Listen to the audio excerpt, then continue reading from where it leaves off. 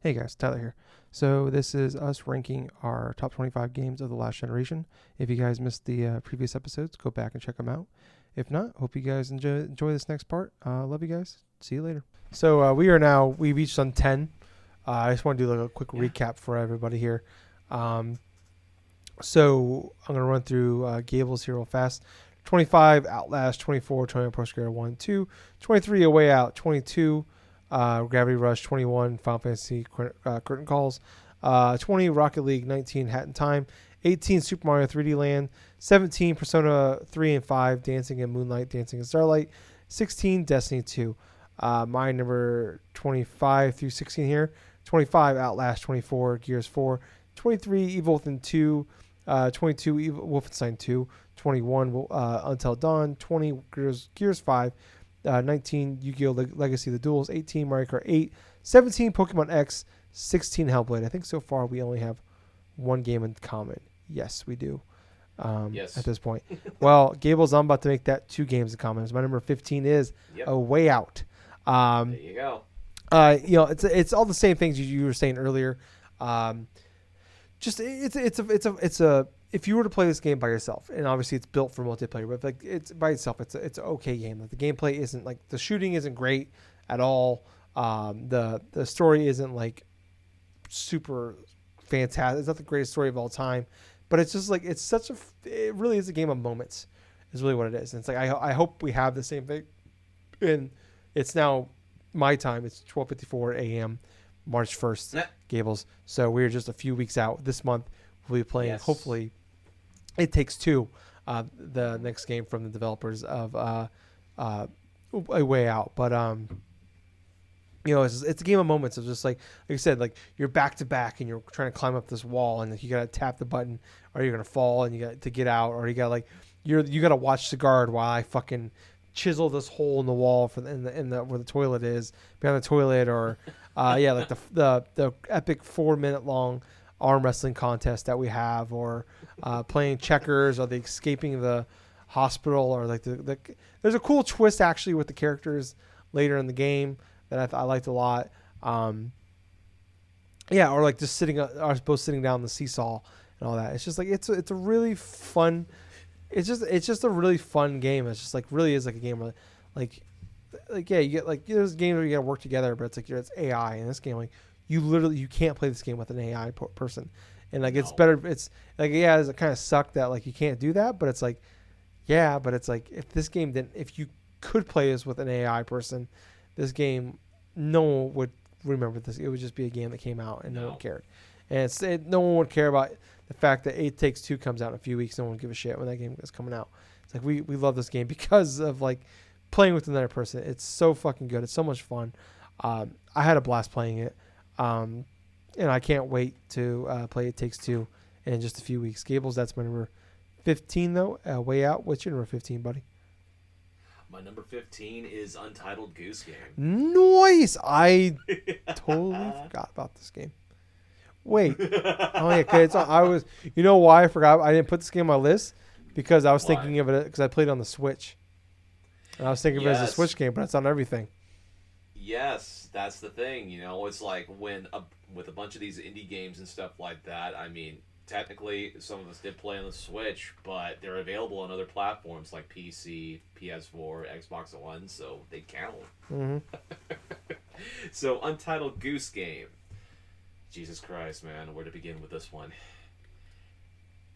I guess long story short is it is so satisfying playing as an asshole goose. Mm-hmm. I mean, the amount of enjoyment I got out of this simple premise is amusing to me. And it just starts with you quintessentially swimming in your pond, just like going through, ringing a bell, going to the first initial section where you get to harass this one farmer, going through stealing this stuff, wrecking the shit, picnic, ruin the picnic, go through a whole lot of this other rigmarole, go to the next section, tripping a kid with his own shoelaces, stealing his glasses, honking at him, and of course, one of my favorite things to do, is like to take the farmer's equipment while he's chasing me, and I just toss it in the water, and all of a sudden he just looks at it, just disgust, and I just like,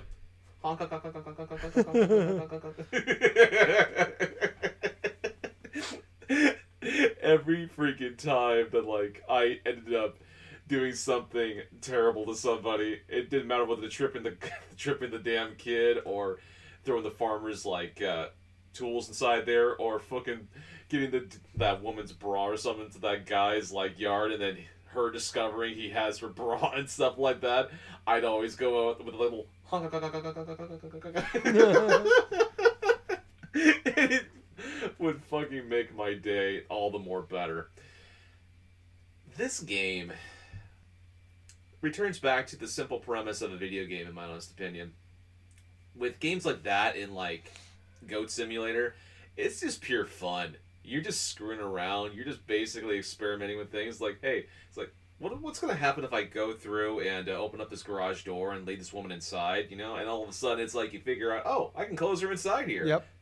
Screw you. I'm going on this way. Chaos. Just pure chaos. But it's such a fun, controlled sort of thing of chaos where it is so enjoyable. It is our game of the year for 2019, I think it won it. Yeah, it was your number 3 and my number 2. Yeah, it was such a fun experience that Tyler and I still think of it as very highly. Mm-hmm. And my God, it's like every time I think back of this game, I just have nothing but positive things and a lot of good memories of it. Because there is not too many games that are akin to that, where you can just fondly remember it. It's very fun to play from beginning to end, and it's something you didn't know that you want, but once you get it, it's like it just surpasses every expectation. Oh yeah, for sure. But it's like the reason why it's like at the number 15 slot as opposed to being like, say, lower or even on the honorable mentions is because of how goddamn enjoyable it was. I mean, granted, you could play a couple 100 hours of a game, like say in Destiny 2 or like in Rocket League, but you gotta have. But if you have an experience to where you have a chunk of 5 hours that's like incredibly excellent or incredibly just memorable, of course you're going to remember that more so than you did in hour 56 of Destiny 2, where it's like you're sitting inside of a freaking lobby or something and all of a sudden you have to wait 20 minutes for one of your guys to get on so that way you can go through another Gambit match. You know, it's like those obscure situations, and then all of a sudden, like, thinking back to the whole chunk of experience of a 5-hour game to where you had a blast, like, from beginning to end, and kept on trying things even afterwards and replaying the game and finding even more stuff that you can screw around with. You know, it's one of the reasons why we play video games is because we want to experience a situation, or I want to experience a certain event, or even like from another like creature, another person's perspective, that makes it all the more worthwhile, you know? And that's why it's number 15 on my list. Very cool, Gables. I'm so bummed I forgot about that game. Not that I forgot about it. I thought of it as a Switch game. Well, my number 14 is, to me, I think the greatest first-person shooter campaign I have played, and that is a game called Titanfall 2. There you go. Yeah, it's so fucking good. I mean, like, I should preface that by saying, like, it's the best first-person shooter game I played in that style of like a, you know, it's from Respawn. It's like the Call of Duty guys, like from that style of game, like where you expect, where like a lot of games coming out that time frame, where like, you know, Advanced Wars, like, oh, we're gonna Advanced Warfare and stuff like that, where it's like we're doing wall jumping, stuff like that, where it's like these guys and like the like just the combination of like jumping into a mech and having these awesome fucking mech fights, to like where I don't give a fuck about mech fights or mechs or whatsoever, to like them jumping in and just having a really fucking incredible and awesome fucking campaign of just like wall jumping, and like the way everything flows together so well. It's so fucking great. And like the actual, like, you know, it's kind of like, you know, I've always kind of prefaced myself more of as like, I love a great story more so than a really great, well played game. And that's mostly true for me for the most part. And that's kind of like, in this where it's like, it's a really fun, really well made game, but it's a cool story on top of that as well. And I'm so bummed that like this game was like sent out to die. Where it's like we're gonna put this game out the week before Call of Duty. Yeah, before Call of Duty comes out, Yeah. we're gonna put this out a week after Call of Duty's gonna come out, and then Battlefield 1's gonna come out because we're gonna put these two games out to fucking try to kill Call of Duty, and instead we just killed Titanfall instead. And it's just fucking bummer because this game is so fucking well made, and I mean I guess we got Respawn's still doing great shit. We got Apex and Fallen Order out of it too, but it's like the company didn't suffer from it, but Titanfall might have. And I hope to God we get a Titanfall 3 one of these days, but it's so well made, and even the fucking online is really really fun. I was playing the online regularly. Not like I didn't put like 100 hours into it, but I was like, I put a good 15, 20 solid hours into the online, which is a lot for me. Even for someone that play, if I was playing with friends, I play this all by myself. Just like I kept going back into the multiplayer because I was having so much fun with it. And it's just like it's such a well-made game, it's just a great game. I played it on Xbox, and like my sister bought it for me. I liked it so much when I beat on Xbox One that I asked my sister to buy it for me just like a month later for Christmas on PS4 so I could play it again. And I played through like 3/4 of it, and it's like I still have the disc version sitting over there. Like I can jump in and play it anytime. I think we might have got it free for like PS Plus as well. But yeah, it's an amazing game. It's an awesome game. My number 14, Titanfall 2. Gables, what's your number 14? All right, so my number 14 is actually going to be another Vita game. It's going to be Danganronpa, Trigger Happy Havoc. Now, another type of game genre that I like is the visual novel / mystery game. I love the Phoenix Wright series. Ace Attorney 1, 2, and 3 I played through on the DS. Danganronpa came out of nowhere for me when this game came out on the Vita. Actually, it was a friend that I had known through college that suggested I should play them. He actually allowed me to borrow a couple of his Danganronpa games for Vita, and so I was able to play through both of them. And quite honestly, I think Danganronpa, the first one, is a fantastic story from beginning to end. And that is part of the reason why it's so high on this list, is because of all the complexities inside of its story, and also inside of like the way you get to find out certain aspects. And let's be perfectly honest with you, a lot of this stuff is simplistic in terms of like common sense. Okay, this is the reason why this happened this way, or this person happened that way, or whatsoever. It basically, you have 5 cases in all, and so you get to solve these murder cases one by one and stuff. Different people have, different students have been gathered together to being the ultimate of a specific type, like the ultimate baseball star, the ultimate pop sensation, and like you come in as like the ultimate lucky student because you won in terms of a lottery to go to this Hope Speak Academy school and stuff. But what turns into like this whole like supposed high school setting and stuff with the ultimate students with a bright future and stuff becomes a grim turntable where it's like they're now hostages inside of like this big old like murder school simulation, quintessentially, where it's like they are quintessentially being ruled upon by this like evil bear by the name of Monokuma, right? So it's like a robotic bear that forces the students and stuff to follow these specific school rules, and one of them includes like you have to kill each other inside this killing game and this and that. And so from this crazy aspect, and entirely like can be absurd in certain points, it turns what is crazy into like a cohesive sort of story to where by the end of case 3, even like beginning of case 4 and everything else, it's like a lot of the stuff that you did think about and you did like try to assume different things starts to twist and turn, and so there are different types of twists that do happen, and it's like, whoa, that caught me off guard. And then all of a sudden the final case where everything comes to center field, and all of a sudden it's like you get the whole aspect of what's actually happening in terms of how this story is progressing and why it's like this, to where it's like, wow, that's actually pretty crazy. There were different like situations where I would complete the case and I was left thinking, I was like, wow, what the fuck? Like how it literally got me thinking about how these characters would interact with one another and stuff, and how things played into another, about why there were certain motivations, why one student will kill the other, and then like how specific characters you would like all of a sudden would just like randomly like just die because you were so interested in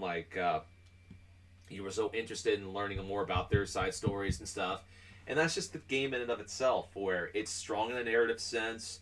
It has fantastic, like, it has a fantastic story in my opinion. There are a lot of memorable characters.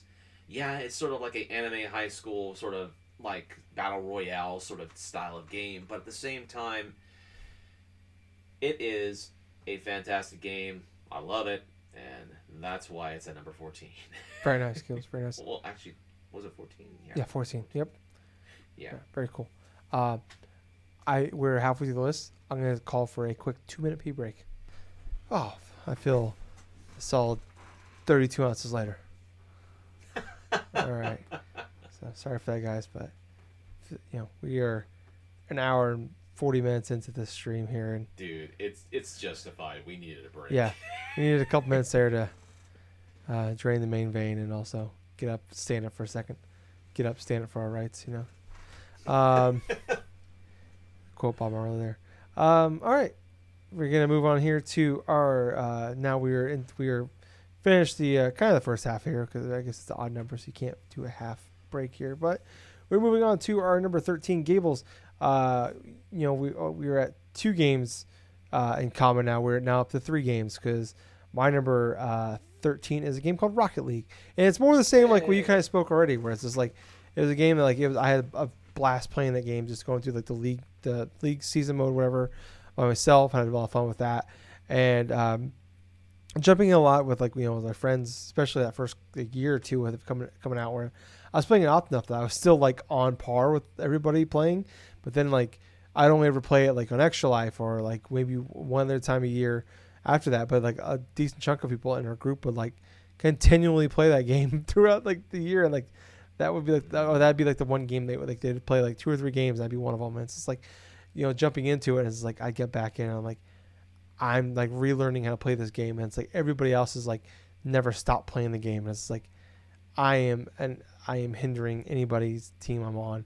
And it's like you guys are winning in spite of me, or we're losing because of me, kind of thing. But it's like, yeah, it's kind of the same idea, where it's like I had a blast playing this game. I put you put over 200 hours into it. I put over 100 hours into it, and I had a lot of fun playing into it. And like every now and then I'll jump back into it and play it. It's like I'm having fun, but it's like definitely like the case of like the only reason I don't like jump back into it anymore is just because like it's kind of the same issue we see with a lot of like live service game, where it's like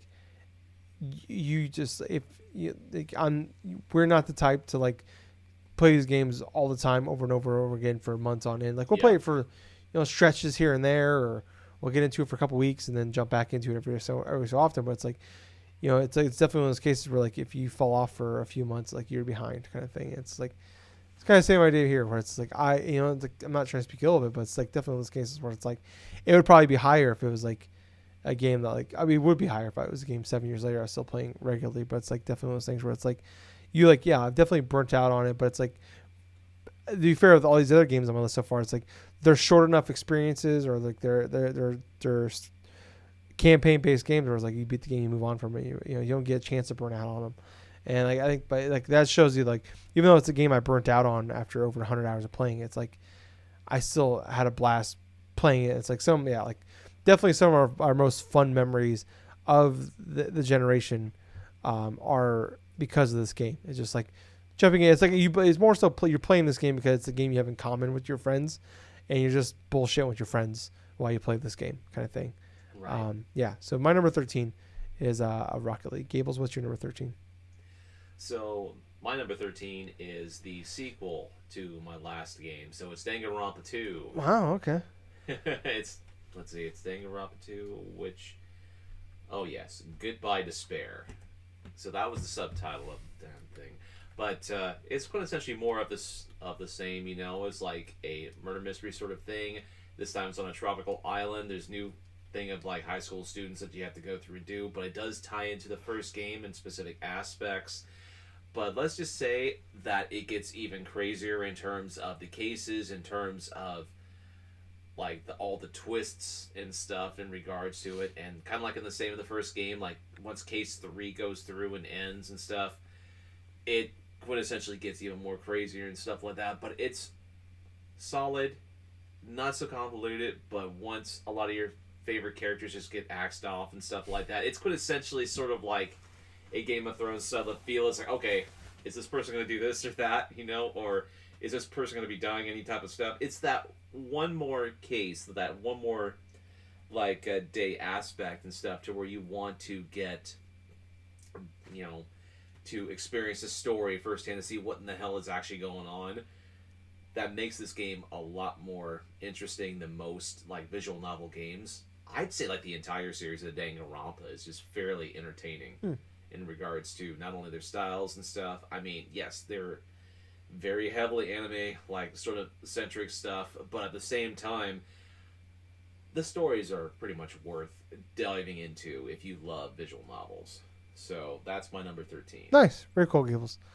Moving on to my number 12 here. It is a franchise that, I didn't think I would get back into, like, or especially get into it all in a video game sense, where it's like we've seen so many times these kind of franchises or these kind of games like come in and just absolutely fail, or they put them out for the wrong reasons. It is a game called Spider-Man from 2018. It's Spider-Man, really cool character. Probably one of the biggest franchises in the world, as far as like it puts a movie out, it's going to do well, or a game, there's going to be some buzz around it or whatever. And it's just like we've seen countless Spider-Man games come and go, and we praise Spider-Man 2 for like, oh, it's a really good game on the GameCube, but it's on PlayStation 2 era, but it's like it's just like it's an okay game, which is a really good movie-based game. It's a really good Spider-Man game, but it's not a good game by any stretch of imagination. And this came out, and it's just like it's a fantastic game. It's a wonderful game. Where it's like you actually, you delve into like, it's cool because it's not an origin story. It's like he's been doing this for 5-6 years now, and it's just like you don't have to deal with like the whole back. It's like you don't deal with like, him becomes Spider-Man all over again. Like you do like a quick like boom here on Spider-Man. I've been doing this for a while. Here's why. Here's how it happened. You already know the story, and boom, here you go now. And like learning like kind of like he's in his mid-20s. He's been doing it for a while, and it's like learning like the cool stuff that's been going on with like him and like the people he's faced since then. Also dealing with like him and like Mary Jane, like why they didn't work out, and him dealing with like that kind of love, where like he's still very much in love with this woman, but like him being Spider-Man is like the issue of like why this love didn't work. And you got Miles in there like dealing with like his pain and his suffering and what's going on with him. And then like just it's cool because it's not just a Spider-Man game. It's a Peter Parker. It's just as much a Peter Parker game as a Spider-Man game, where it's like you're not just it's like where like most Spider-Man games you're just Spider-Man, and this like you're dealing with like the real life ramifications of him being Spider-Man, where it's like he doesn't have very good relationships. Like he's Spider-Man, but he still can't pay rent, kind of like stuff like that. And like he's working with Doc Ock, and like just like like all these stories of like him like all these bad guys he's put away, and then like just everything, like just the story in general is just great. It's a really good story, and then like the gameplay on top of it is great too. It's like they did like a really good job of like incorporating like the Batman games we've had, the Gotham games we had, or the Arkham games we've had, and like turning that gameplay in like and morphing into a Spider-Man game, where it's like, and it's not a knock against it at all. I think it's a smart move. It's like I'd rather them just take that fighting system and put it in Spider-Man than try to create their own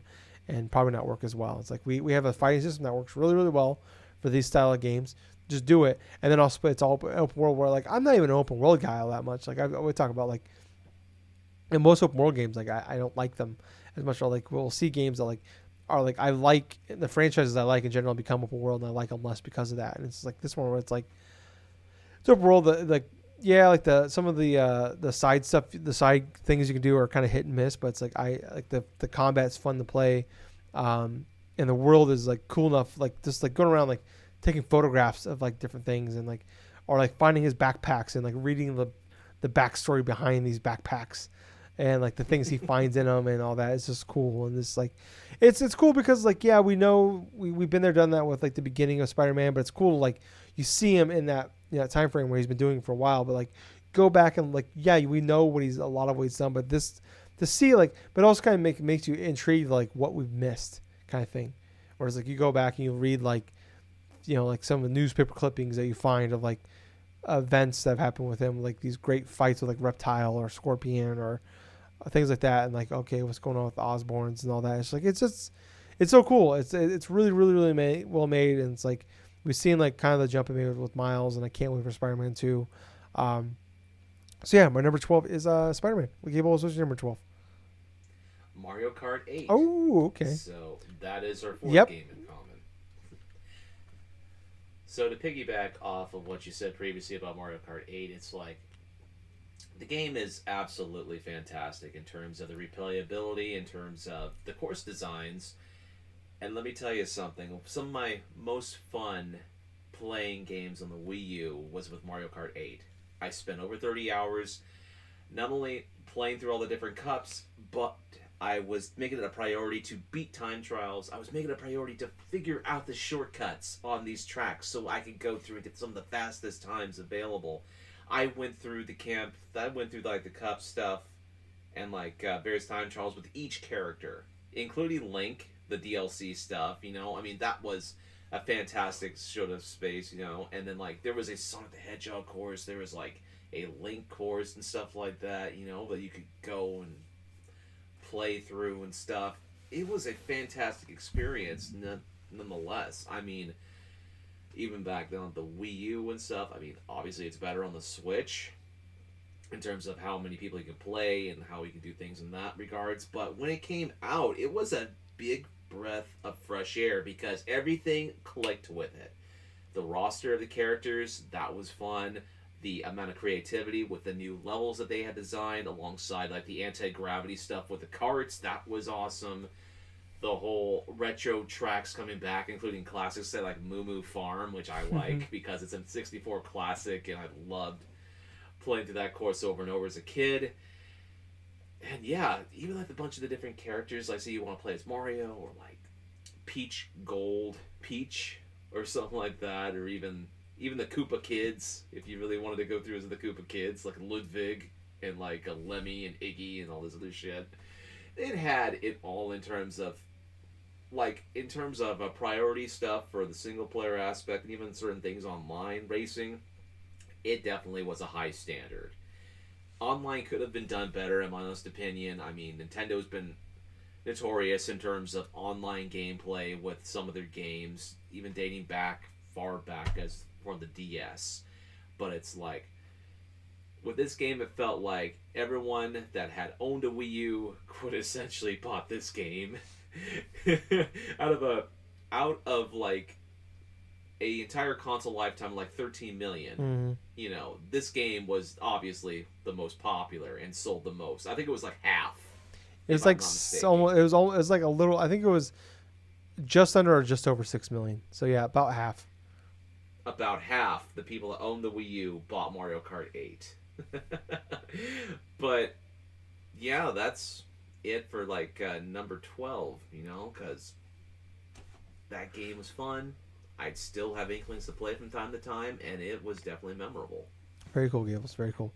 My number 11 is a game that was just re-released recently on Switch. A game called Super Mario 3D World. Yes. Yeah. So it's funny because it's a game like I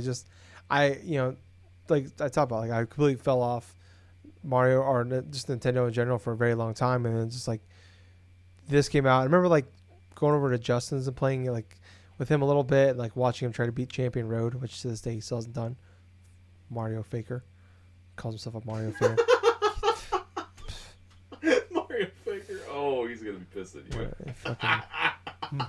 Yeah, he's a Mario fan. Can't be Champion Road. Whatever. Fake ass motherfucker.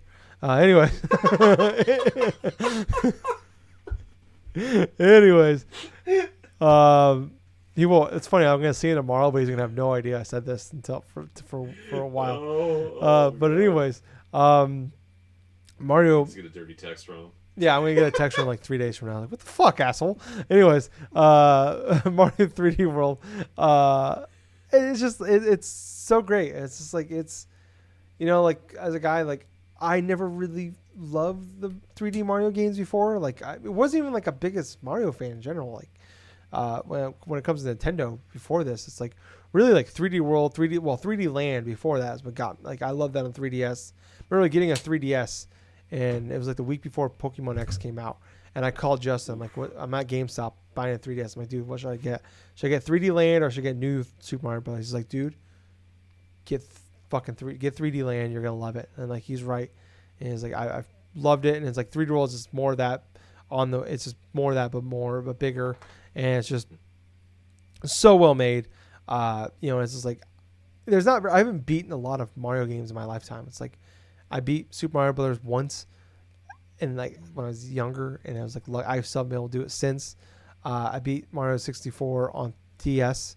And it was I didn't love it the way that like a lot of people love it, like to like people love it today and stuff like that. But it's like in moving like with 3D Land, 3D World, and like Odyssey is like that's kind of like the stretch for me where it's like I finally like I'm getting that Mario love that like people have. Like I like the Mario games that aren't the mainline Mario games. It's like the Mario Kart, it's fucking Mario Party, it's or was Mario Party I should say, Mario Golf, Mario Tennis, whatever, blah blah. And Right. this this one's like I remember playing it. It's just like I love the level design. I love how every level feels like its own thing, and there's a shadow level. Here's a level where you're just fucking there's like these rotating blocks, and you got to jump and you got to land on them. It's just like there's so much more added to it, and it's so much like it's 2D Mario with 3D effects. It's really it's so sounds so simple, and we've seen so many other games do it before that and try to do it since then, and it's like no one can. Like they did it the best. It's like that's why Nintendo is the best at what they do and everything. If they when they do something that they want to do, like that they know they can do, no one can top them. They're the best at it. That's why everybody tries to copy them, and it's like nobody does it as good as them. And it's like Mario 3D World is just is just evidence number one of like why that's the case, and it's so fucking fantastic. I'm enjoying a lot. It's so much. It's just like reminding me a lot of that too. Like I put this list together over a month ago, like before 3D World came out again. So this isn't like a recency bias kind of thing. Like I made this list over a month ago. I haven't changed anything around since then. Like I did that on purpose, and it's like that. And this was at number 11 before it came back out, and just it really just kind of cemented the fact that like no, this game is as good as it was when I thought it was when I played it. I didn't play it when it came out. I played it like probably like 2015 or so, and it's just it's top of line. It's fantastic. My number 11, Mario 3D World. Gables, what's your number 11? All right. So my number 11 is Pokemon Ultra Sun and Ultra Moon. Oh wow, I didn't think this would be on your list at all. Honestly, it was between that and X and Y, and quite honestly, I kind of enjoyed You made a mistake. Ultra Sun and Ultra Moon a bit more. And honestly, the reasoning behind that is because of the whole aspect of Sun and Moon, that 7th generation, that was definitely hyped up and stuff. And you know what? I played through Pokemon Sun and Moon. I enjoyed the aspect of it, but I felt that the sequel to it, like a year later, was the definitive version and definitely the better alternative in order to experience that generation. But I loved a lot of the Pokemon, the new designs and everything through that generation. I loved Popplio, Litten, Rowlet, and stuff like that. Plus, I love the Tapus and stuff. But in regards to like collecting all of the different like random Pokemon, man, that was such a fun experience. Just filling out the Pokedex, doing the whole like traditional stuff and like the totem Pokemon and everything else. It was definitely a more fleshed out experience instead of like an X and Y and stuff, because there was a lot more care. There was like a lot more care that was put into like different aspects of not just like the story aspect of it, which kind of honestly it kind of took me by surprise, because you expect like the traditional Pokemon stuff, like you have the child going through and tried to be like a Pokemon master and this and that, go to the Elite Four, go to the Champion and stuff. And while that did have that stuff, the way it produced itself in terms of story, with having like not one but two like evil teams, quintessentially, like a ruse, like one evil team being a ruse for like an even bigger one. That one I liked. I like that kind of a twist. Plus, it has like one of my favorite like evil teams and stuff besides Team Rocket, and that's Team Skull with their leader Guzma, which is putting essentially like one of those dudes that tried to be like a trial leader or whatsoever out of this whole retrospect, but he failed to do so because of like all this other stuff.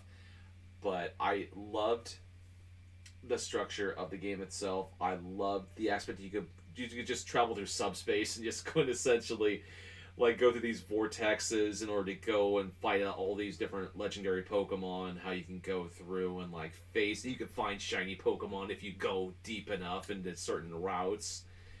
And like how easier it was for you to not only acquire certain shiny Pokemon, but also for like certain training in regards to EV training. I didn't really touch the online stuff like I did in X and Y, but it was definitely a fun experience just getting a lot of fun Pokemon through like the Wonder Trade stuff and also like through just using a bunch of like different creatures and stuff. Especially like a couple of years ago when I was going through all of my Pokemon games, like in all this big old binge and stuff from Gen 1 all the way up to Gen 7. And then Ultra Moon was definitely the last one that I went through in that line before finishing it up. And going through that retrospective through Gen 1 all the way through Gen 7 was definitely significant because it represented like how far that I had come playing this series and how important that series is for me as a gamer. And then all of a sudden go through Ultra Moon and just like enjoying a lot of the ease of life sort of like improvements to it, how much simpler it can be now with certain aspects which were harder in past generations, and then how fun it was to play.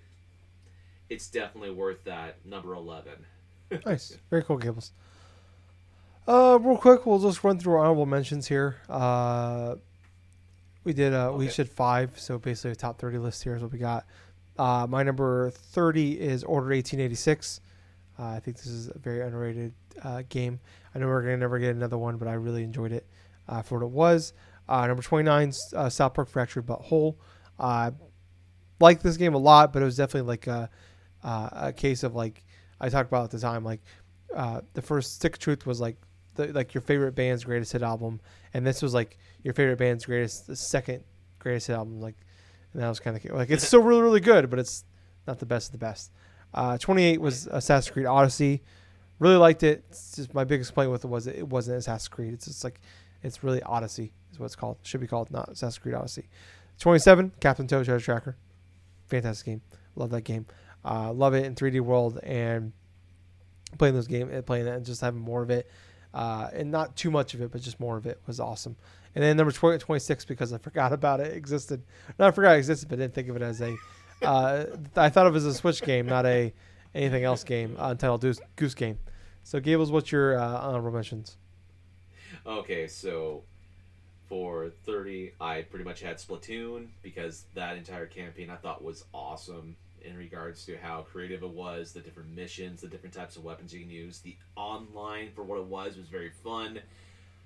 I have made it a point where I want to play through the second game now on Switch, and I want to play through the whole thing in preparation for Splatoon 3 because I'm excited for Splatoon 3. Then, like for 29, Dead by Daylight, another type of like live service ish sort of game to where I had a lot of fun playing with friends. I definitely spent my time playing as different killers and stuff for like the DLC stuff, the Scream guy being one of them. That was pretty hilarious, crouching down, just like executing, just like killing survivors, this and that.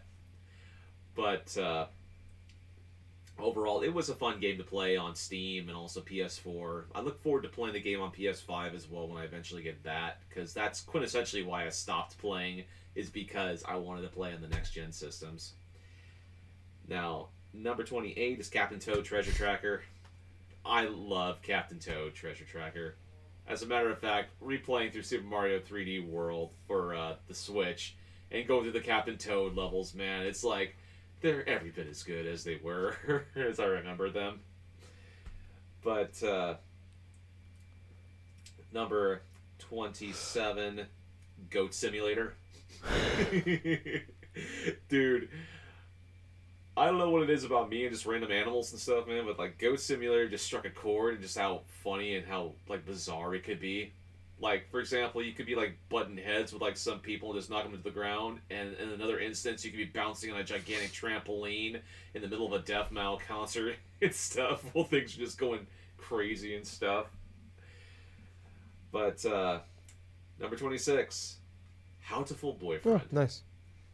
Jesus Christ. This game by Devolver Digital was fun in more ways than one, and it wasn't more or less because of the story and like the absurdity of all these pigeons and you being inside of a pigeon school, but it was just me streaming, just reenacting the voices as I was hearing them in my head, and my god, I had a ball just like going through the different things, you know, like the Rudy Tooty, like, oh, hey, you know, just like all of these like random voices started popping in my head. Like one of the more stubborn, like sort of like stuck up like pigeons, I gave him the voice of Maximilian Pegasus, you know, like, well, I never knew how much I could do this, but I don't like that, or, you know, it's like one of those plays or one of those stories that you would read and you just try to figure out the person's voice in your head, and all of a sudden it just comes out like that, and like, that's kind of like how I generally do things with ad-libbing. But, yeah, those are the honorable mentions. Nice. Very cool, Gables. All right. Well, that's going to wrap it up for part 3. Check back next week with part 4. Love you guys. Bye.